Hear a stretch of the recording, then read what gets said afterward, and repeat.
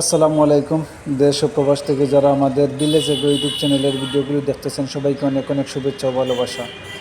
আশা করি সবাই ভালো আছেন। পুরো আকাশটা অন্ধকার হয়ে গেছে। একটু আগে এত গরম দিচ্ছিল, মনে হচ্ছিল না যে বৃষ্টি সাথে সাথে চলে আসবে। জেনারেটরটা একটু সরিয়ে নিলাম, বৃষ্টি আসলে এইদিকে বৃষ্টি পড়ে তো জেনারেটরটা ভিজে যাবে। যাই হোক, এই যে দেখেন, এখন অন্ধকার, বৃষ্টি মনে হয় চলে আসবে।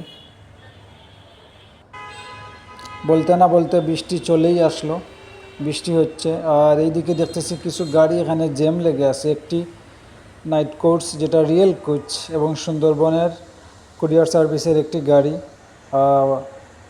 সেখানে রাস্তায় একেবারে হাইওয়ে রোডে, বাজারের ভিতরে, শহরের ভিতরে আটকে আছে, কেন জানি না। আর পিছনে অনেক গাড়ি জ্যাম লেগে আছে। এই গাড়িগুলা রাখতে একেবারে খালি, কিছুই নাই, কিছুই দেখতেছি না, কিন্তু এগুলা হঠাৎ এখানে দাঁড়িয়ে আছে কেন? যাই হোক, হয়তো কোনো কারণ হবে, অ্যাক্সিডেন্ট করছে, না হয়তো ওদের রিয়েল কোচ যেটা, ওইটার চাকা বানসার হয়ে গেছে। তো মেবি সিএনজি ওটা ডিস্টার্ব করতেছিল না, নাকি অন্য কিছু, জানি না। যাই হোক, আমি খুঁজে বের করতেছি কি হচ্ছে এখানে। তো বৃষ্টি হচ্ছে প্রায় বৈশাখের শুরু থেকেই বৃষ্টি শুরু হয়েছে। একদিন পর, 2 দিন পর থেমে থেমে বৃষ্টি হচ্ছে। আজকে বৈশাখের কয় তারিখ জানি না। এই রিয়েল কোচ গাড়িটা দেখতেছি আগাচ্ছে, সাইড নিচ্ছে, কিন্তু তার সামন তো খালি আছে, কিন্তু যাচ্ছে না কেন?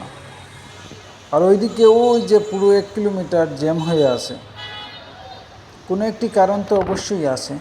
এই যে সাইড দিয়া দিল, গাড়িগুলো চলে যাচ্ছে। সব গাড়ি এখন হয়তো ক্লিয়ার হয়ে যাবে এই সাইডের রোডটা। আর আমার চেম্বারটা দেখতেছেন, এই যে আমার চেম্বার। আর জনতা ব্যাংক, এই যে সামনে জনতা ব্যাংকের ঠিক পাশেই হচ্ছে আমার চেম্বার। বিদ্যুৎ চলে গেছে, বৃষ্টি আসার কারণে বিদ্যুৎ চলে গেছে, অন্ধকার।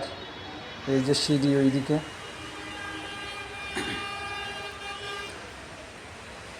আর আমার চেম্বারের বারান্দা থেকে এই যে দেখেন, এই যে রিয়েল কোচটা এখানে আটকে আছে, এর কারণ হচ্ছে ওই যে একটা মনে হয় অ্যাক্সিডেন্ট করছিল, ওই ড্রাইভারকে তারা ওখানে নিয়ে কি জেরা করতেছে।